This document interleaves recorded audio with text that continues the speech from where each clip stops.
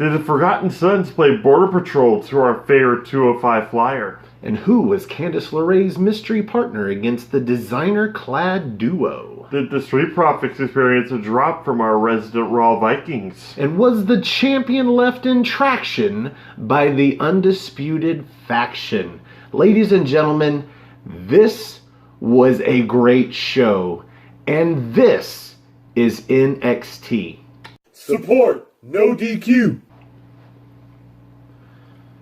Do a little stretch. Make a little grunt. Support, no DQ. Welcome everybody to What's NXT for April 24th, 2019. I am your host, the Rated R reviewer, Stephen Osborne, joined as always by the General Jerry Slaughter. Good evening, wrestling fans. And tonight, as I said, this was a great show. Yes. This is the kind of show that you want to see every week. Yeah. It had 4 matches, again, my favorite, and all 4 were great matches, and only one of them had a fucky finish, and it was not the main event, although there were some shenanigans revolving around the finish of the main event, but it was not a fucky finish, and we will get to all of that. Starting with the opening match, we've got Jackson Riker coming out with Blake and Cutler. That's Wesley Blake and Steve Cutler. Yeah. We finally get remembered their names. And we've got Humberto Carrillo. I did not expect it to be Humberto Carrillo, but was not opposed to this match. No. Going in. Humberto's our dude. Yeah, and he is super fun. I've got a lot of spot notes on this match, mostly because of Humberto Carrillo. But I want to get your thoughts on it first. Well, going into the match, I knew there was already going to be problems because Cutler and Blake did not go into the back. So yeah, that's true. And Carrillo didn't come out with anybody. No, either. that's the important thing too. Is the fact that Carrillo is a man with no country. There, short of like Mendoza, Raul Mendoza. But even then, he barely ever comes out with him either, unless it's a tag match. But exactly what we expected, a huge power game coming out of Riker and a huge fast-paced flying style out of Humberto Carrillo. I was impressed. I was thoroughly enjoying this match, and things kind of went south. Yeah. This is the match with the fucky finish. And that's not to say it was bad, but it's not like a fucky finish like the end of Dominik Dijakovic and Keith Lee, where they both got counted out. But at the same time, it was a great match, and you're looking forward to the next one now that you know both of them got counted out, so they're both going to want a rematch. Yeah. And we've been looking forward to that one for a while. But in this case... Don't get me started. In this case, it was an okay fucky finish. I'll get there. Okay, so we start off with the spots. Well into the beginning of the match, Carrillo hits a springboard roundhouse, but only gets a 1 count. Because it's fucking Jackson Riker. But he calls it, they call it a disaster, like a springboard disaster, right after Cody Rhodes. So I thought that was pretty great. Or did they just say it was a disaster for Riker? It was a disaster for Riker, but I was like, oh, that's a disaster kick, Nick. And then one thing I've come to expect out of Humberto Carrillo, the handspring elbow. He does the standing moonsault, gets a near fall. And then Riker hits the Widowmaker. Out of fucking nowhere. Like he's beating really up on Carrillo for a minute, but then just a bunch of strikes. No moves, really. Just a bunch of strikes, and then he grabs him in a choke, and I'm like, no way. Carrillo's going to get out of this. No, he lifts him up in the choke slam, drops him with the Widowmaker. The Widowmaker. As most people call it, the Widowmaker. Yes. And he doesn't go for the pinfall, and Carrillo actually rolls out of the ring. Suddenly I'm skeptical that this match is going to end in the ring. And this is the last that we see anything happen in the ring. Jackson Riker follows Carrillo outside and then just starts beating the shit out of him outside. Like throwing him into the guardrail, throwing him over the guardrail, out into the crowd, over to some other guardrails set up elsewhere, and starts like kneeing him in the face against the guardrail, then picks him up, drops him over the guardrail, and there are 2 people in the arena that have seen enough. And inexplicably, Those two people are Oney Lorcan and Danny Burch. Well, not really inexplicably. They've got their history already with the Forgotten Sure, Sons. fine, why not? But what the fuck do they care about Humberto Carrillo? I think it's the fact they don't like the numbers game, and they wanted to even it up, which I'm completely okay with. I was like, is somebody going to come? Oh, there they are. That works. You know what? It was fine because during all of this brawl, before Burke and Lorch got involved, the match actually got called. I'm guessing double count out. Yeah. The match just got thrown out because of, like, havoc, more or less. Yeah, because there wasn't really anything illegal being done. Dropping somebody over the barricade does not usually get one disqualified from a match. Even throwing them out into the crowd, as long as you get them back into the ring. So in this case, it was a double count out that I don't think is leading up to another one-on-one match, but might be leading up to a 3-on-3 six-man tag. And I'm okay with this. Yes. So this was probably the weakest match on the card, strictly based on the finish, but still a really fun match. Well, yeah, it was a great opener. Like, it makes sense to be a finisher for Riker, because Riker just seems to be this kind of unhinged badass. I think the referee called for the bell, knowing that Riker was way, way, way on the other side of the arena. Yeah, he wasn't coming back. Yeah, he didn't care that he was going to get counted out. Referee called for the bell, and he went home. At this point, until Lorcan and Burch intervened, I don't think Carrillo really cared either. He just cared about catching his breath because he was getting beat pretty bad. Mm-hmm. And then Lorcan and Burch, they got chairs, so they evened the odds, considering it was 2-on-3 at that point because Carrillo was dead to the world. Yep. I'm okay with this. Yeah. Moving on. I'd be actually really happy if, like, in this match, Carrillo gets to pin or actually goes over on one of the members of the Forgotten Sons. Sure, why not? But I'd rather see Riker go over. He looks like he's the one on his way to the next level. So, again, moving on. Up next, we've got an interview with Adam Cole backstage, and he is talking about the main event and how basically he feels like Johnny Gargano's too chicken to pick a fight with him, so he's going to do it with Roderick Strong.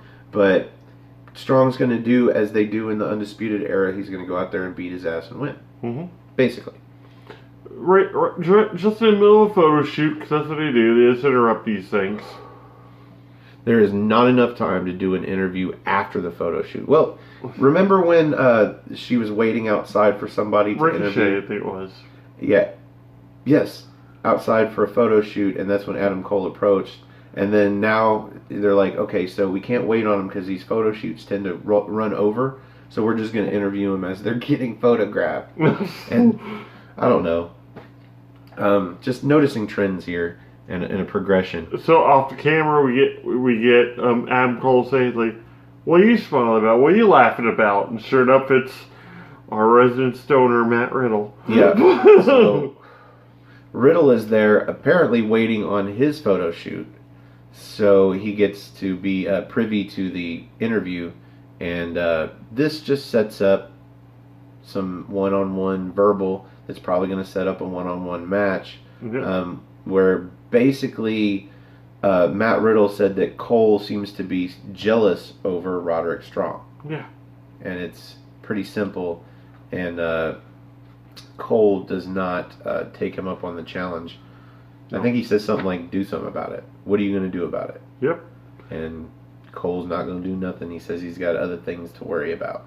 And Riddle says, we'll see about that. And then he's like, okay, spread on. Just starts posing. Yeah. He's like, let's get this photo shoot going. And we get like 3 poses out of him. Mm-hmm. Just right in a row. Perfect. It's hilarious there at the end. Great segment. Up next, match number 2, we've got Vanessa Bourne and Aaliyah versus Candice LeRae and her mystery partner. I'm going to let you announce her mystery partner because you guessed this shit a week ago. Casey Catanzaro. Catanzaro. Catanzaro. Our resident ninja warrior that got her ass whooped by Rhea Ripley. Everybody pronounces this girl's name wrong. Well, a lot of people say Rhea instead of Rhea. Oh, yeah, including us. Yeah. Often. I try to correct myself. Stupid H. I got in a habit. It's hard to break. But yeah, Casey Catanzaro, Yep. who of course climbs up the ring post into the ring, and she takes most of the beating in this match. It's to be expected, really. She's what I think she was the smallest competitor in the ring. So Now I gotta say, you are really good at predicting the partner, but not so good in the match. yeah, I believe you called the entire match the other way. You thought Candice was going to get worked over, Casey was going to get the hot tag, and she was going to end up getting the pinfall to propel her. yeah. No, Casey started the match, got beat down for most of it, had a little bit of offense, got the hot tag to Candice LeRae. Candice LeRae took over, won the match. Tenacious C, as she was called. Yes, Tenacious, I believe Morrow called her that. Yes. Morrow had a few lines in here. I've got one later that I'll get to. Right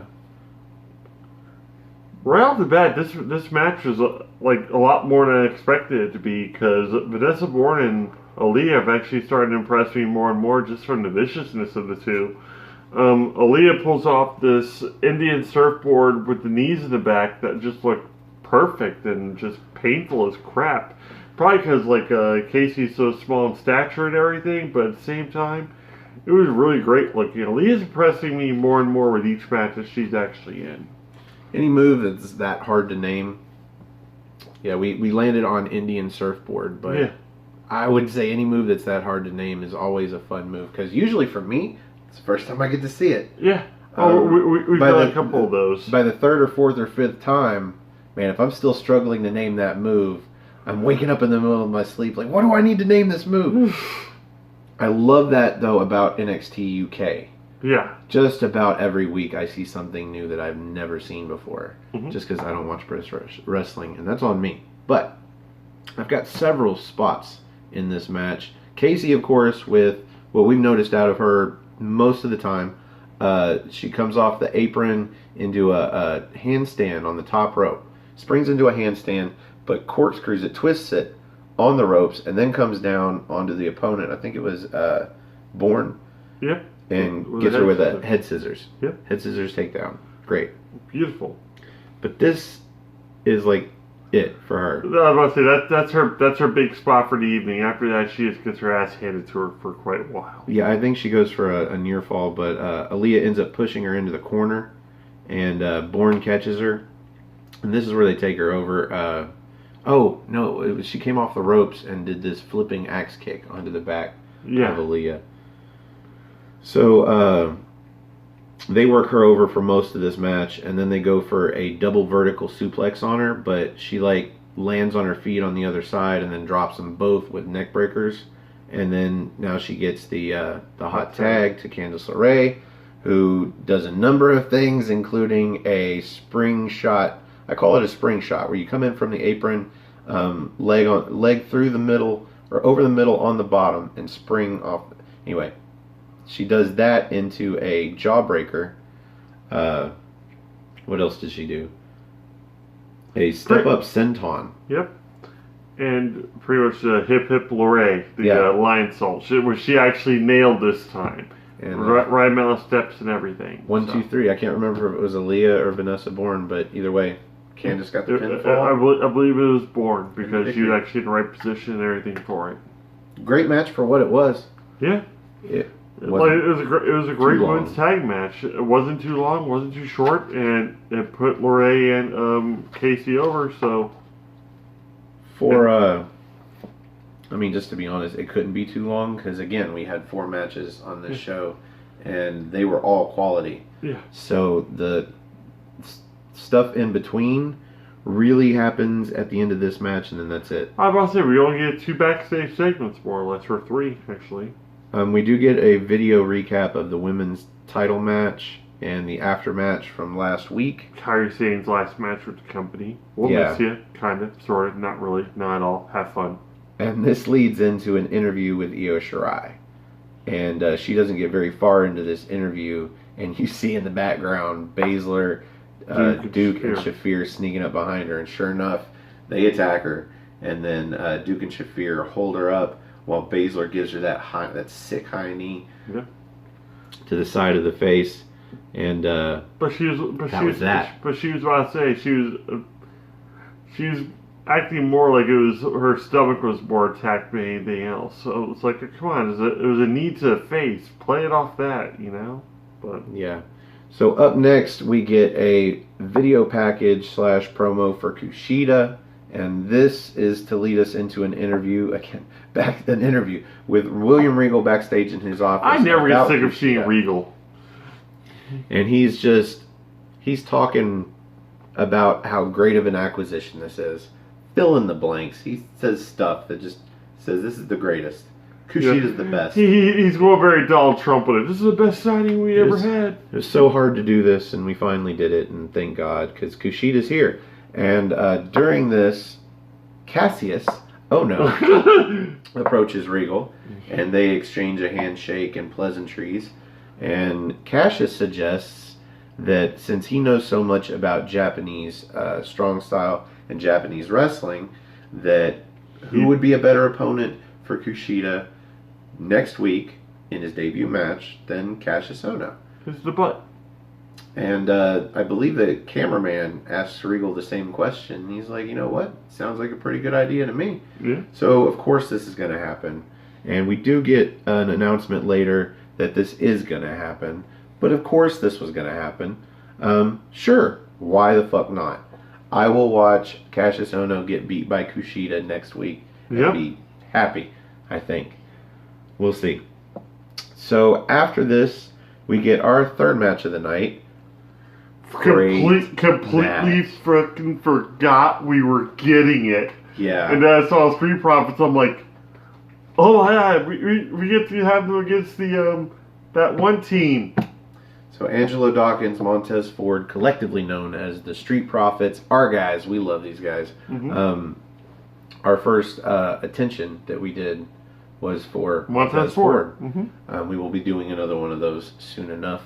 But getting on to this match, it is a non-title match, but they are facing the War Raiders, Hanson and Rowe. The War Raiders. Yeah. That is still their name in NXT. They're still their name in NXT. It's still on the Titantron. It's still in the graphic. It's still by a new announcer chick that he can't stand. But by the time they do tapings for the next time we see the War Raiders, that may not be the case. So this might actually be the last match that we see these guys under the name War Raiders. Under the names of Hanson and Rowe. And what a final match it was for them as the War Raiders. Oh yeah, this was a great match. I've got like a page's worth of notes on this match, but before I get into that, what did you think about it?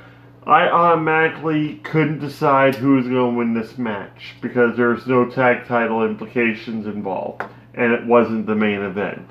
It was the main event. There could have been possibly a title change, but that wasn't the case. There wasn't no title.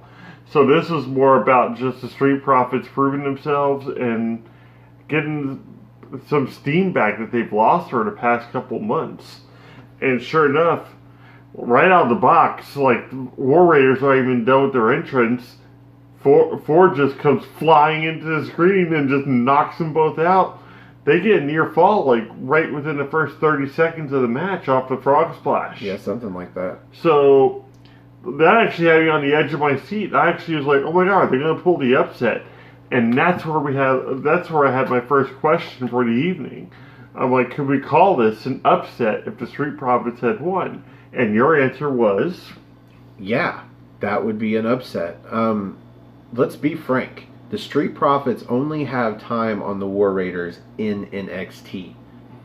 Age of the competitors, War Raiders.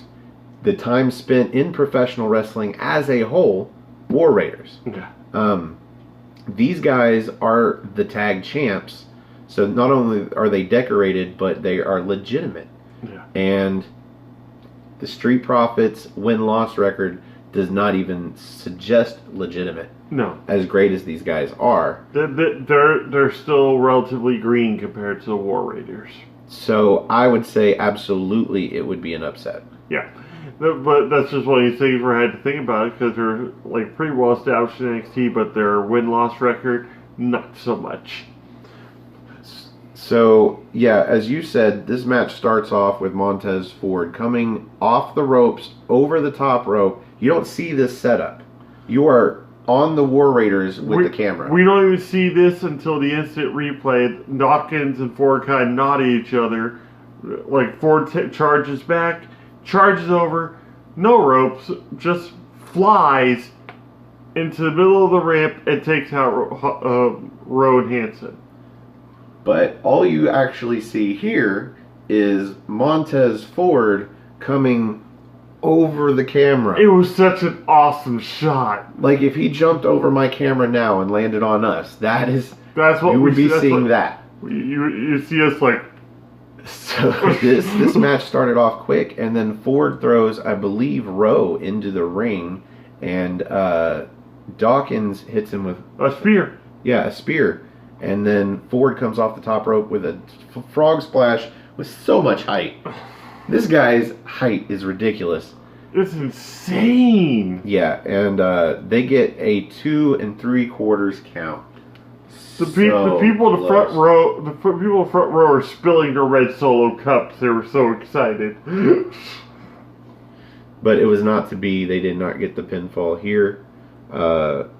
Let's see. They set him up for the 2012, I believe, after that. Yeah, but off of that, Montez gets the tag into Dawkins, hits a spine buster, and then Ford comes off the top with never mind.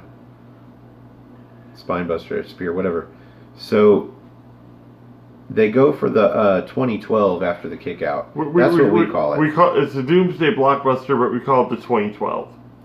And Rowe gets away. He kind of gets out of the electric chair. Yeah. And then Ford comes off the top and has to land awkwardly. But then Rowe tags Hansen.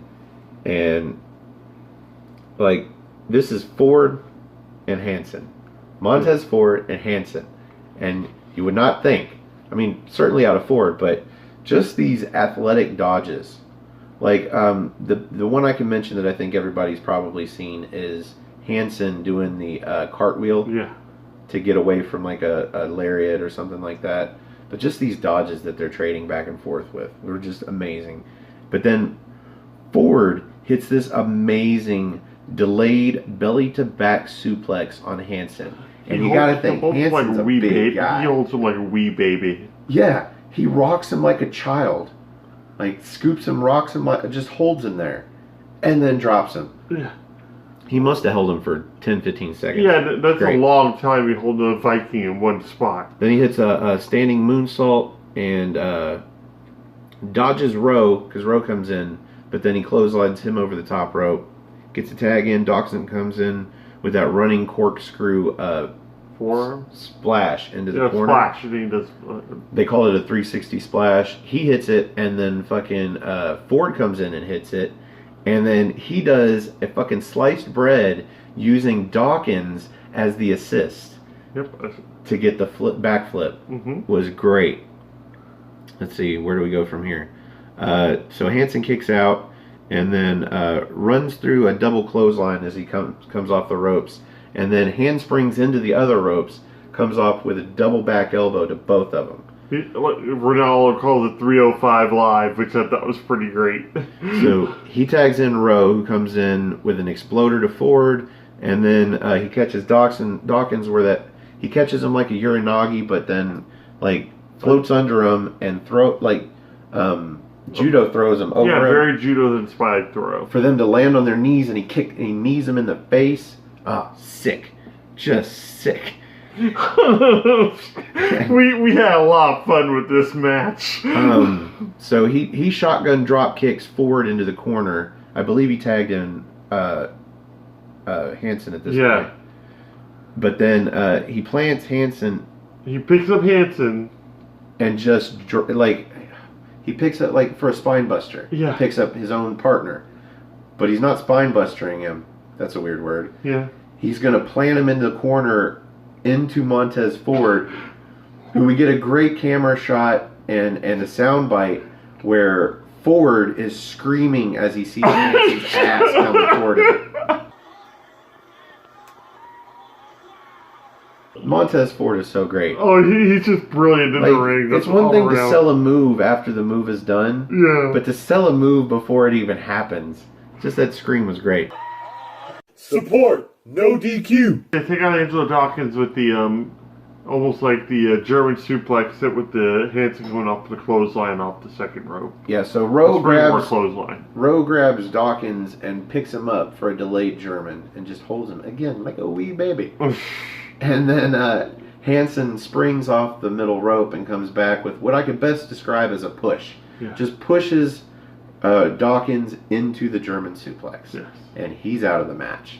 And then Montez Ford catches what they're calling Thor's hammer, but what Raw is calling the Viking experience, which is a pop-up into a power slam. And then the stack-up pin where both of them pin the guy. I don't even know who was legal at this point.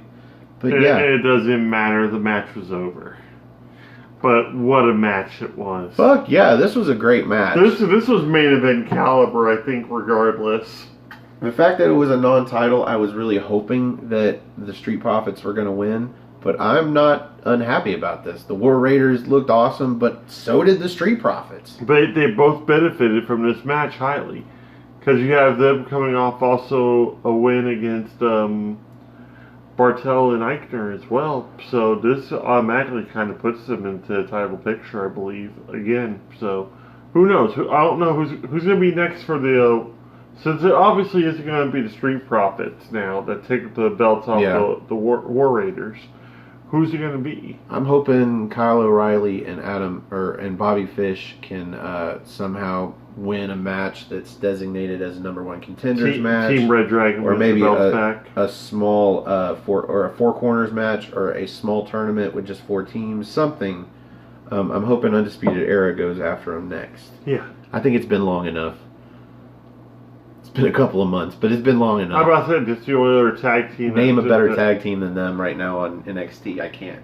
I can't either, and I don't think Mustache Mountain's going to be coming back over to take it either. So please, I hope they don't. I hope they don't either. So I want to take this opportunity to announce that there is a new announcer, ring announcer. I guess Kayla Braxton has been drafted to SmackDown as a interviewer. Yep. And now I don't know what the lady's name is. I know that her outfit was very polka dotty. It was atrocious. It wasn't great. I love Kayla Braxton's orange stuff. So I miss Kayla. You love Kayla Braxton in general. Best I can say is she has got the announcer's tone down. Like she does the influxes in her voice pretty much the way that it's supposed to be done. Using a little more gravelly, I think you said. Yeah, but she doesn't have a voice. Like her voice is completely uninteresting for an announcer. It has no character to it. I think she could fake that, or start smoking cigars is my suggestion. And I mean smoking them, not puff into your cheek and blow it out without inhaling. Inhale them, bitches, and get some gravel in your voice. Maybe put some character there. But she's all right. She, like I said though, the way she raises and lowers her voice, like the way Lillian Garcia eventually learned how to do. Mm-hmm. It's there. It's there. Yeah. She's for her first show. She's pretty good at it. She just I think her voice is very basic. Yeah, that's a good way to put it. But I mentioned her because she's not the only newest member to the team. Not really announcing. In this case, interviewing. We've got a new interviewer. We have not seen his face yet. He's been off camera every time. But his name is Dennis. Hello, Dennis. And we know this because Mia Yim calls him Dennis. Mm-hmm. Because she is being interviewed about Shayna Baszler and Bianca Belair and blah, blah, blah. For some reason, she thinks she deserves another shot at the title. But the way title. But the mistake she made there was mentioning Bianca Belair. So I'm thinking she's going to have to go through Bianca Belair to get to Baszler. I think we're going to get a Bianca Belair versus Mia Yim match for the number one contendership. And then even then Io Shirai is going to get thrown in as well. What I liked about this, though, is that finally we have somebody, even if it is Mia Yim, who is being outspoken about how crazy Bianca Belair is, still claiming to be undefeated.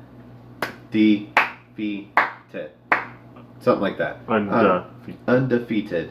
When she is clearly not undefeated, she got beaten by Baszler. For her, undefeated is a state of mind. I think she's done lost her mind. Which means she was defeated in her mind, which makes her defeated. Yeah, whatever. She's delusional. So, delusional. Before we get to our main event, we have the official announcement. Next week, Kushida debuts, or debuts, as we like to say around here. Debuts against Cassius Ohno. And that should be fun. That's next week. It ought to be a great match.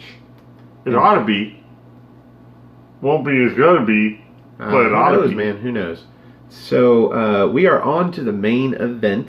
Mm-hmm. Tonight it is Johnny Gargano, the NXT champion, in a non-title match against Roderick Strong.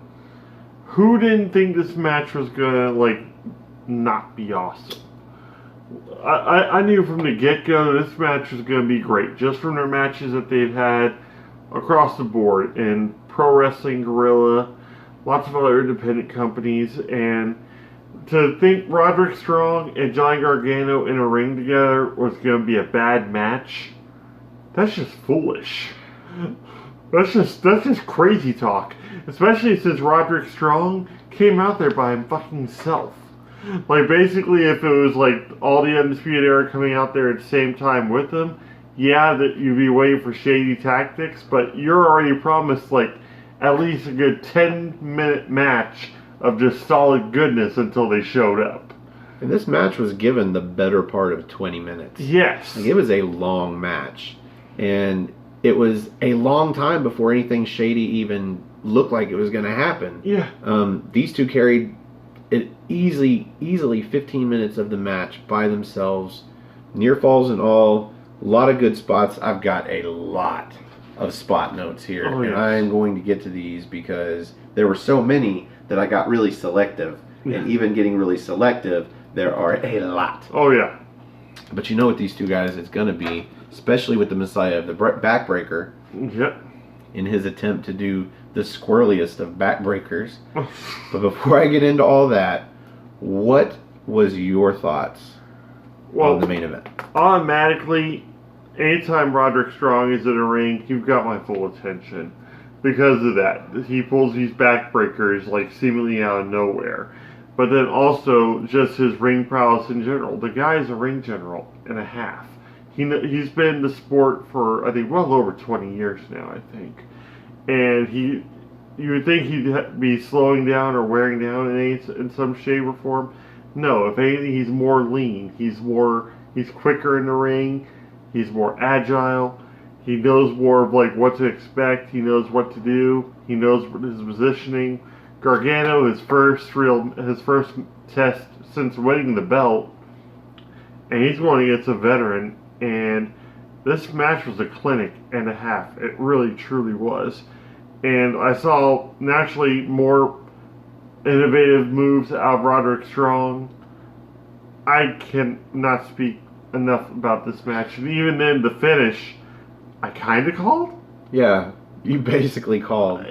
But at the same time, I was happy about it and sad about it.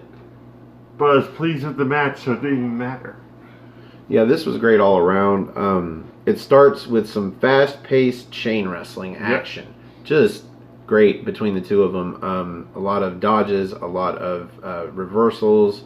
Dodge, duck, dip, dives, and dodge. Yeah, and even Mauro Ranallo called them on the chain wrestling. Called them two mad maestros. Yes. Thought that was hilarious. Mm-hmm. Two mad maestros going at each other. So, at one point, Gargano goes for a baseball slide to Strong, who's on the outside. But Strong catches him in a wheelbarrow, pulls him out, kind of springs him off the mat, and then catches him with a half Nelson, only to pull him off somehow and do a backbreaker across the edge of the apron. The unforgiving part, as we're repeatedly told. Wow. Looked like it hurt. Oh, yes, it did. I mean, the only other thing that I've seen that looks like it hurts that bad is Kevin Owens' powerbomb into it. Well, yeah. Jesus. So, Somewhere in the ring, Strong ties up Gargano in the ropes, where he pulls his arms, he pushes him under the bottom, pulls his arms over the bottom rope into a chicken wing, double chicken wing, and then ties up his legs like a clover leaf and kind of tries to tie him into the middle rope. Yeah. And hold it with the toe. And it doesn't seem to work out all that great. I think it was. But it was a great idea. I was about to say the layout was there. It's just the fact that Gargano is too small in stature to do that to. Maybe a guy maybe 5 or 6 inches more taller. Maybe Dijakovic. Oh yeah. That would be excellent. So let's see. Strong goes into a single leg and single arm gory special. Yeah. So this was not your contrived gory special where the legs come over his thighs and kind of get caught at the ankle and just stay there magically. Mm-hmm. He actually has one arm, and then he's using his other arm instead of getting that arm to have one leg held in this gory special. So I thought that was cool. I was about to say, that actually looked a little more painful than the actual gory special that we usually see. But Gargano escapes out of that, and then Strong pulls Johnny outside and tries that half Nelson thing again, the backbreaker on the apron, and Gargano reverses and arm drags through, sends Strong shoulder first into the ring steps. So that was a great spot. And then Johnny sends him back in the ring and hits that slingshot spear, gets a near fall. Somewhere Johnny's back outside. Strong goes for a wrecking ball drop kick, and Gargano dodges it, gets on the apron, and then comes off with a cannonball onto Strong outside. That was great. And then back in the ring, Gargano goes for that slingshot DDT, and Strong catches him in a fireman's carry, but then Gargano somehow reverses that into a Hurricane Rana, then hits a super kick to Strong's face, near fall. Backtrack just a little bit, because he doesn't nail Gargano doesn't nail him with the slingshot spear. He does that time. Oh, he does? Yeah, it's later on in the match when he goes to the well one too many times. Okay, cool. But we will get there. All right, I like getting to that part. Where we are at is one of my favorite, and apparently the crowd's favorite spot in this match, because Gargano has got Roderick in the corner, and he chops him. Sick chop. From both of these guys, some sick sounding chops tonight.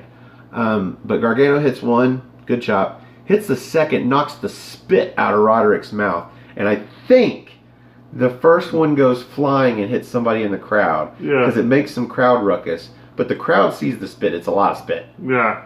And Johnny's so entertained with the crowd, so it takes a moment.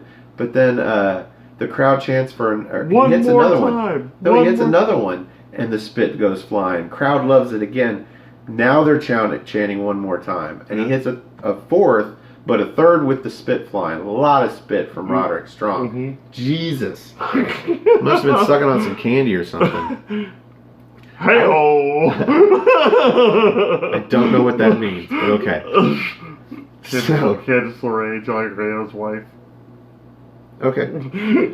So from here, we get a counter party. I don't know what else to say. They both go for what essentially amount to signature moves and keep dodging each other.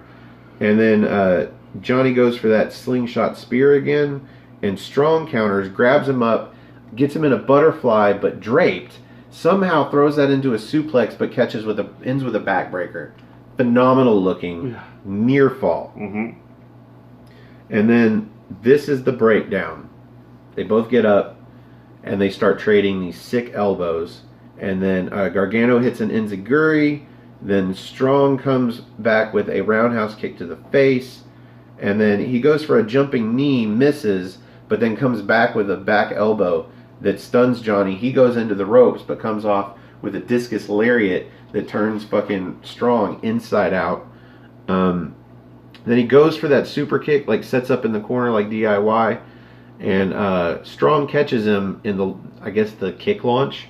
Yep. But picks him up and just throws him the back of the head first into the turnbuckle.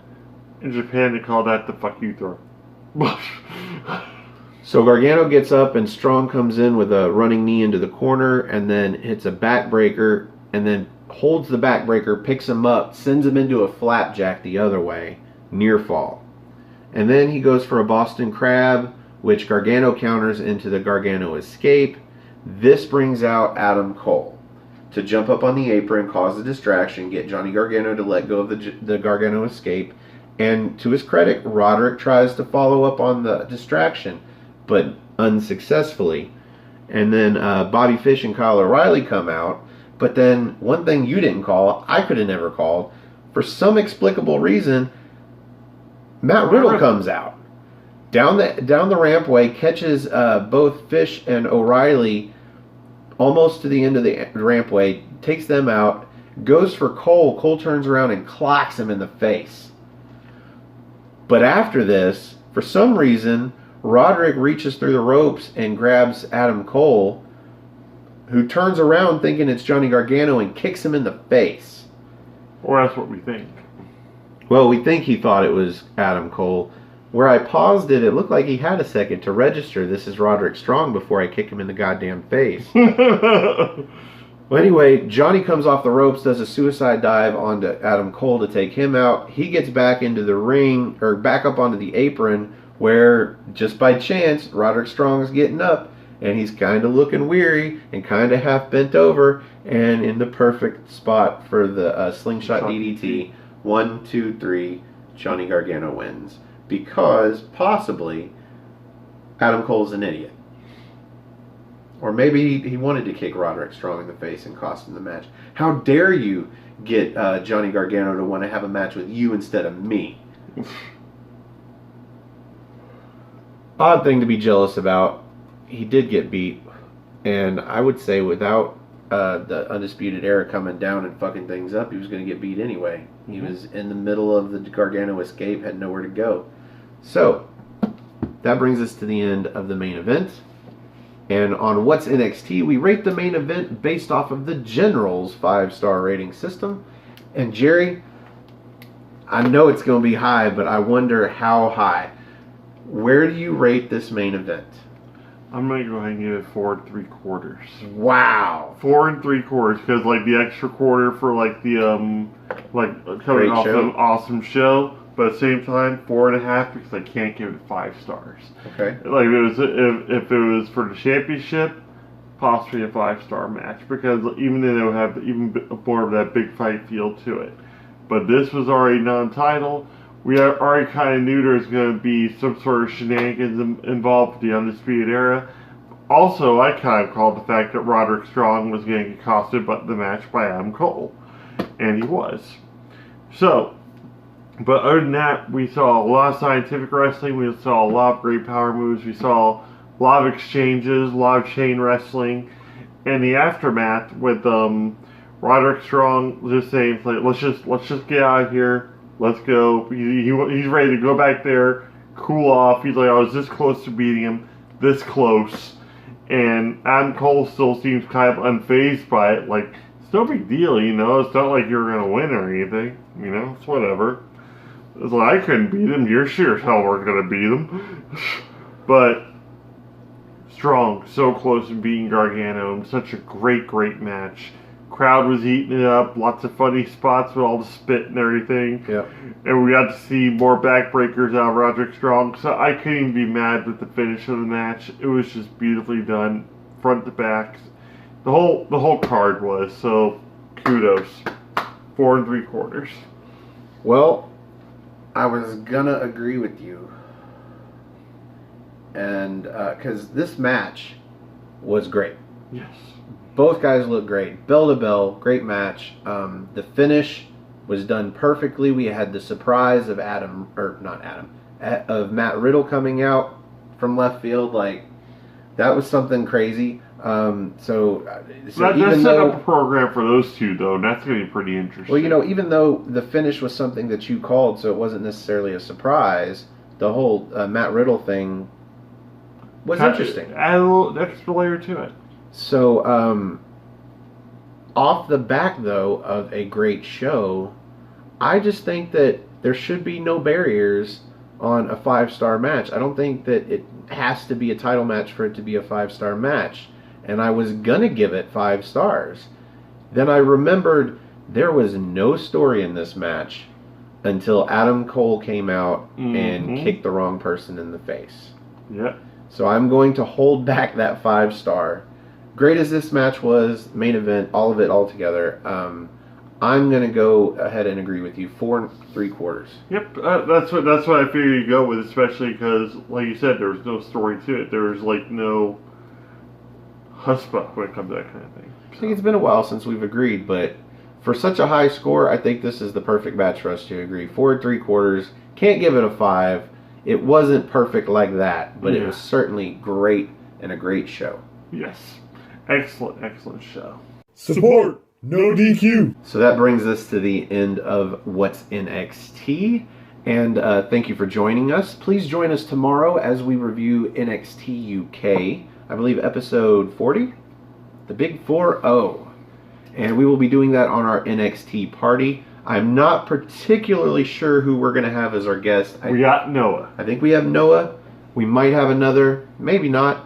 But Noah's enough. Trust me. No, because 205 lives matter. Yes. Simple as that. NoDQ.com/Noah, NOAH. Also find Cindy G, NoDQ.com/Cindy, CINDY. And you can find this shirt and many more NoDQ shirts at NoDQ.com/shirts. So I think that's all our NoDQ plugs. Yep. If you would like to join us up on the big screen and help us review a future episode of NXT UK, we'd love you to come on and have a spot of NXT with us. We are looking for new guests for the NXT party. You can also do an episode of the Rated R Report with us if you want, if you don't watch NXT UK, or maybe do a predictions or a review video for an NXT pay-per-view, or even a main event pay-per-view. We do predictions for those as well. If you want to come and join us, you can find me on Twitter. Go to nodq.com/Stefan. That's STEFAN. Or if you just want to find me on Twitter, it's at Stefan R. Osborne, OSBORNE.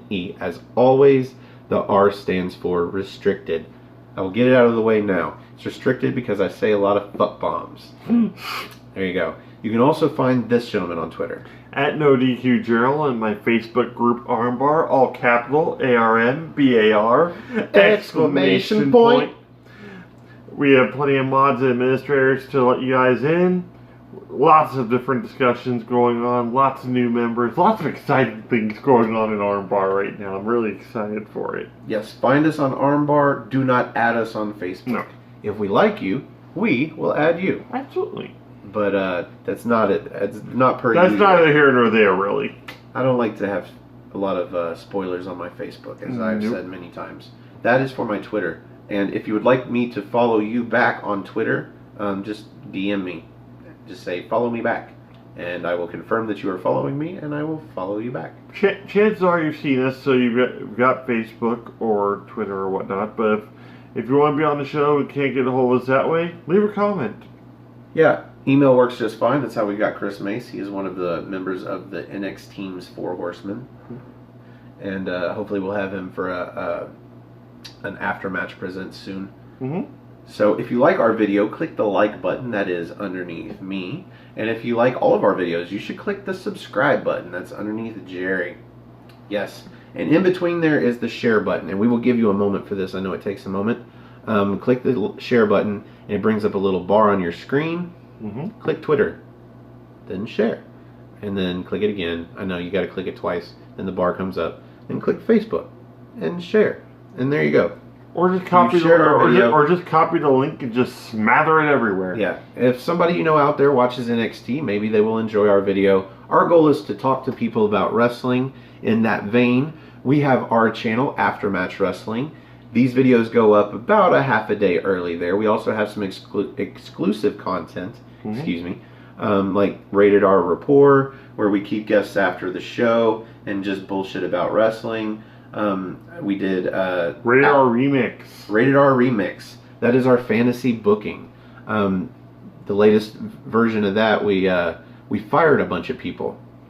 Granted, we sent a lot of people to the lower brands, the NXT, the NXT UK, the 205 Live, but we fired a bunch of people, so you should check that out. That's Aftermatch, all one word, AFTERMATCH, Aftermatch, wrestling. Mm-hmm. And we are on our way. I think we're at 74. 74. Our goal is 100 subscribers. At 100 subscribers, we will start doing this show live. Now that's like Thursday morning at like 1:30 a.m. That on the may East change. Coast. Yeah, that is true. That may change in a couple of weeks. My Mhm. schedule is going to either be first shift or third shift. I don't know which. And he is staying on second. And we will make it work, folks. Yes, We will figure out a way. Because we have fans now. Yeah, speaking of fans, entertain the crowd. Okay. Her name was Lola. She was a showgirl.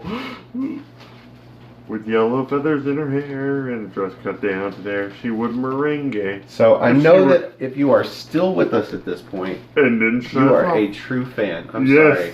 I'm sorry for interrupting your sweet Lola. It's okay. Barry Manilow can wait. What we have here is fan mail. Yes. And I say that, but it is from Chris Mace, Yeah. who is a member of the NX team. So it's not exactly fan. He's a friend of ours.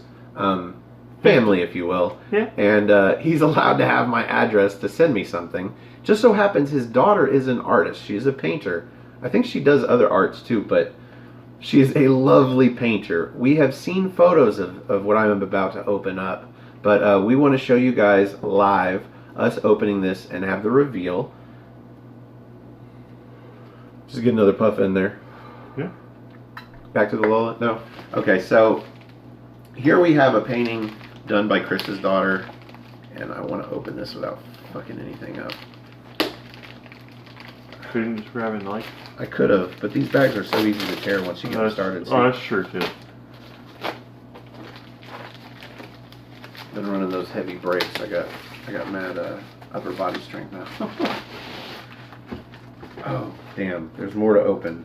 But trust me, it's worth it. I'm going to go ahead and get that aforementioned pair of scissors. And though she tried to be a star, Rico always tend to barf. So, they protected it very well, though. Yes, they did. I'll do some tape. Maybe we should have prepared this. It's a very long unboxing. I'd actually forgotten that, like, that you'd already gotten from the mailbox, so. Here we go. Oh, maybe. Maybe not. There we, There yep, we go. Alright. Yep, alright. Oh, I can already tell which one's mine. Mine's the one on top. Yep. And when you guys see this, you'll understand why I say one is mine and one is Jerry's. So I'm going to pick this one up down like this. Yep. And pick that one up, and then we will do the reveal together.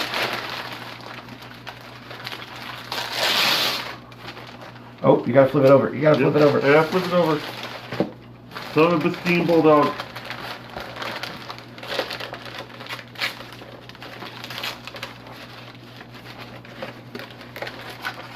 You gotta cut the tape. Bear with us, folks. Yep. Lots of tape. Lots of tape. Okay. There you go. Alright, alright. So much fun. Okay. Okay. I got mine.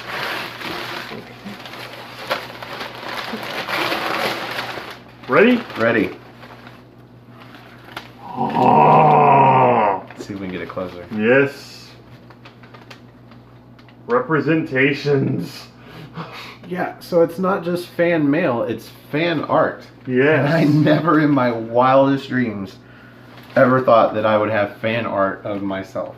This is fantastic. That is crazy. This is fantastic. So we are going to find a spot to properly display these. I don't know where, but we will find a spot We will on make the top it- of the TV if I can get away with it somehow. Yep. That would actually work. I got to Yep. figure out a way to hang it there. Okay, Yep. so we will work on that. But yeah, wow. Ladies and That's- gentlemen. That's amazing. Yeah, so I don't know her name proper, but props to Chris's daughter. Well, thank you again on Tea Party this coming episode. So let me mention, of course, this is me and this is Jerry. But up here we have members of the NX team. We've got Noah, we've got Cindy, we've got Colin, and we've got Chris. Yeah. So That is really cool. Thank you again. Yep, awesome. So, for the General Jerry Slaughter, I am the Wizard of No DQ, Stephen Osborne, and thank you for joining us, and we will see you in NXT time.